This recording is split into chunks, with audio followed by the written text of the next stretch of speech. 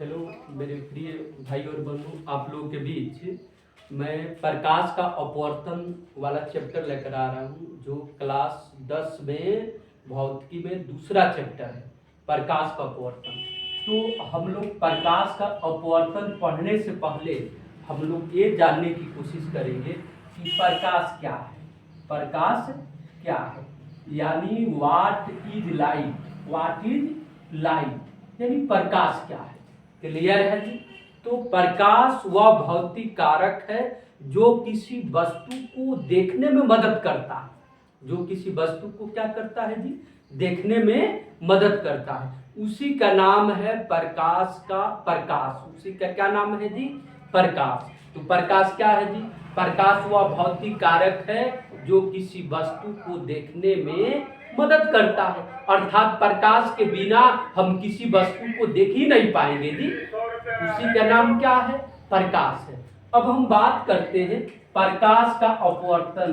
प्रकाश का अपवर्तन से पहले अब माध्यम की बात करते हैं, तब जाकर के प्रकाश का अपवर्तन समझ में आएगा। पहले माध्यम की हम लोग चर्चा कर ले कि माध्यम क्या है। ओके, कोई प्रॉब्लम नहीं है। माध्यम, तो माध्यम किसे कहते हैं जी, यानी माध्यम वह है यानी जिससे प्रकाश होकर गुजरता है, उसी का नाम माध्यम है। यानी जिस पदार्थ से प्रकाश होकर के क्या होता है जी, गुजरता है, उसी का नाम क्या है जी, माध्यम है। जैसे मान लीजिए यहाँ पर ये हवा है और यहाँ पर क्या है जी, जल है। अब प्रकाश हवा से किस में आ गया जी, जल में आ गया, यानी यह प्रकाश चल रहा है। क्या चल रहा है जी, प्रकाश चल रहा है। तो प्रकाश हवा से किस में प्रवेश किया, जल में प्रवेश किया। तो यहाँ पर माध्यम क्या हो गया जी, यानी हवा भी हो गया और जल भी हो गया। यानी कहने का मतलब है कि प्रकाश जिन जिन पदार्थों से हो करके गुजरता है, उसी पदार्थ का नाम तो माध्यम है।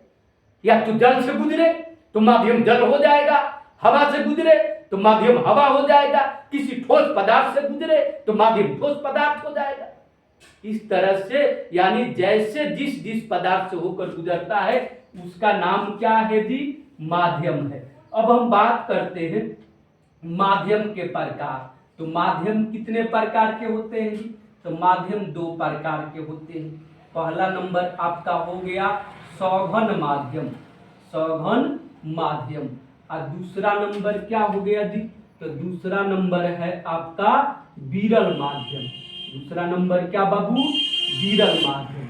बिल्कुल ध्यान से समझना है। माध्यम कितने प्रकार के होते हैं जी, तो दो प्रकार के, सघन माध्यम, दूसरा नंबर विरल माध्यम। अब पूछा जाए कि सघन माध्यम क्या है, अरे समझना है बिल्कुल ध्यान से। साइंस रटने की चीज नहीं है, समझने की चीज है, डिस्कशन करने की चीज है। उसी का नाम साइंस है। केवल रटो रटाया तक सीमित नहीं रखना है, उसके गहराई में डूबना है कि साइंस होता क्या है। क्लियर है जी। अब यहां से क्या, सघन माध्यम, यानी सघन माध्यम में क्या होता है, सघन माध्यम उस माध्यम का नाम है जिसमें प्रकाश का वेग क्या हो जाता है जी, कम हो जाता है। यानी जिसमें प्रकाश का वेग क्या हो, कम हो। यानी सघन माध्यम किसे कहते हैं, जिसमें प्रकाश का वेग कम हो, जिसमें प्रकाश का वेग कम हो, उस माध्यम का क्या नाम है बाबू, सघन माध्यम। क्या नाम है जी, सघन माध्यम। अब विरल माध्यम किसको बोलते हैं जी, जिसमें प्रकाश का वेग अधिक हो, प्रकाश का वेग अधिक हो, उस माध्यम का क्या नाम है जी, विरल माध्यम। माध्यम क्लियर हुआ कि नहीं, जिसमें प्रकाश का वेग कम हो, उस माध्यम को क्या कहते हैं जी, सघन माध्यम। जिसमें प्रकाश का वेग अधिक हो, उस माध्यम को क्या कहते हैं, विरल माध्यम कहते हैं। क्लियर हुआ कि नहीं मेरे भाई। अब अगला नंबर क्या है कि अब इसको और स्पष्ट कर दे रहे हैं, बना करके आकृति बना करके समझा रहे हैं और क्लियर हो जाएगा। जैसे यहाँ पर क्या हो गया जी, ये जल हो गया और यह क्या हो गया, हवा हो गया, यह अभिलंब हो गया। अब यहाँ से प्रकाश हवा से किस में आ रहा जी, यह प्रकाश हो गया, प्रकाश। तो हवा से किस में आ रहा है, यानी जल में आ रहा है। हवा से किस में आ रहा है बाबू? जल में आ रहा है। प्रकाश हवा से जल में आ रहा है। तो यहाँ पर हवा में प्रकाश का वेग अधिक होगा कि जल में अधिक होगा? तो यहाँ पर प्रकाश का वेग क्या होगा जी? हवा में अधिक होगा। तब क्या लिखेंगे यहाँ पर? यानी विरल माध्यम बराबर, विरल माध्यम बराबर, तो विरल माध्यम बराबर क्या हो जाएगा जी? हवा हो जाएगा। अब हवा क्यों विरल माध्यम होगा? क्योंकि हवा में प्रकाश का वेग अधिक है, इसलिए हवा विरल माध्यम हो गया। अब सघन माध्यम बराबर, सघन माध्यम बराबर, तब सघन माध्यम बराबर क्या हो जाएगा जी? जल हो जाएगा। अब जल में प्रकाश का वेग क्या होगा जी? कम होगा। अब किसके सापेक्ष कम होगा? तो हवा के सापेक्ष कम होगा। अब हवा से किस में आया प्रकाश? जल में आया। तो अब हवा में अधिक था प्रकाश, इसलिए हवा को विरल माध्यम कहेंगे, और जल में प्रकाश कम हो जाएगा, इसलिए जल को क्या कहेंगे जी? सघन माध्यम कहेंगे। क्लियर हुआ कि नहीं? ओके। अब हम पढ़ेंगे क्या जी?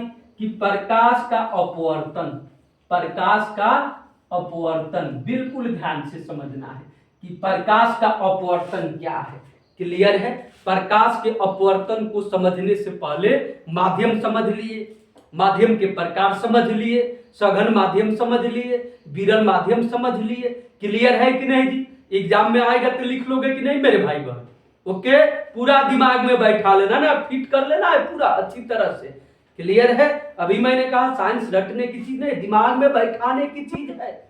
उसको पूरा डीपली जाकर के उसको बैठा लो ना, आजीवन भर याद रहेगा। ओके। अब यहां से क्या कहेंगे जी? प्रकाश का अपवर्तन, प्रकाश का अपवर्तन किसे कहते हैं?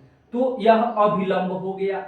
अभिलंब किसको बोलते हैं जी? जो एक काल्पनिक लाइन है, काल्पनिक रेखा है, जिसको हम कहते हैं कि अभिलंब है। अब यहां से क्या हो गया जी? अभिलंब जो सीधा है, अभिलंब है। क्लियर है? अब यहां पर क्या हो गया? हवा हो गया।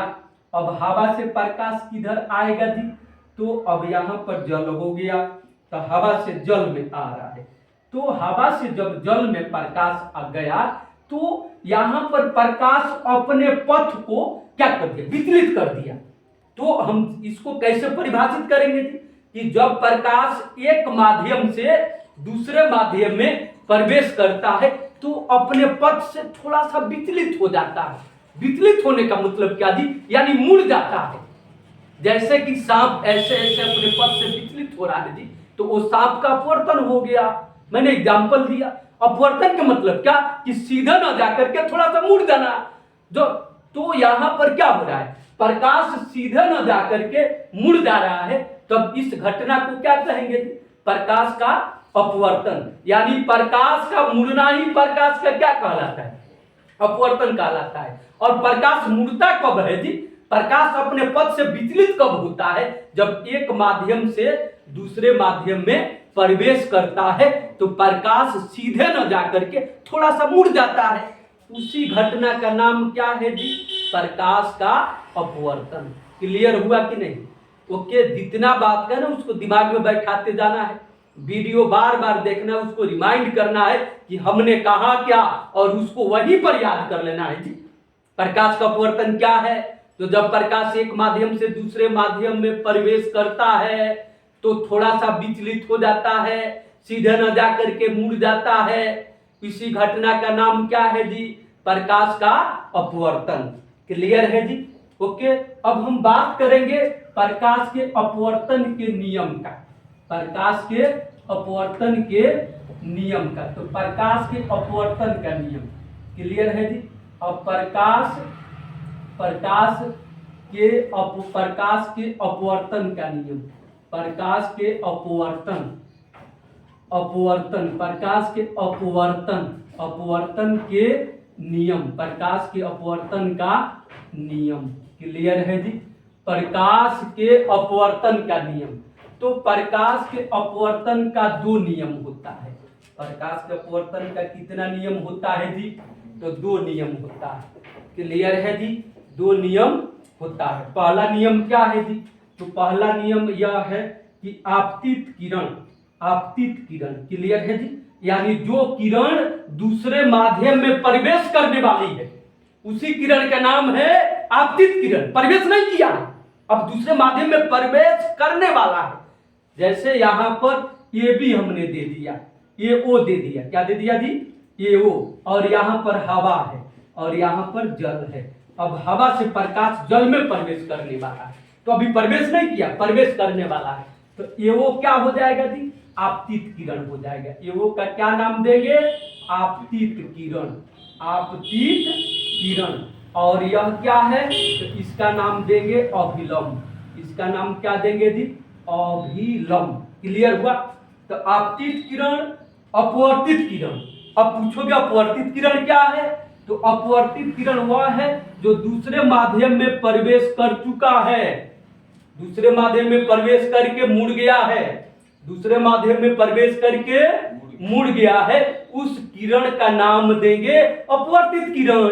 क्लियर है जी। तो यहां पर अपवर्तित किरण क्या हो गया जी, यानी ओबी हो गया। क्या हो गया जी, ओबी। और ओबी यही ना है जी, यानी ओबी यह जो लाइन आ रहा है यही है, यानी दूसरे माध्यम में प्रवेश करने पर वह मुड़ गया है।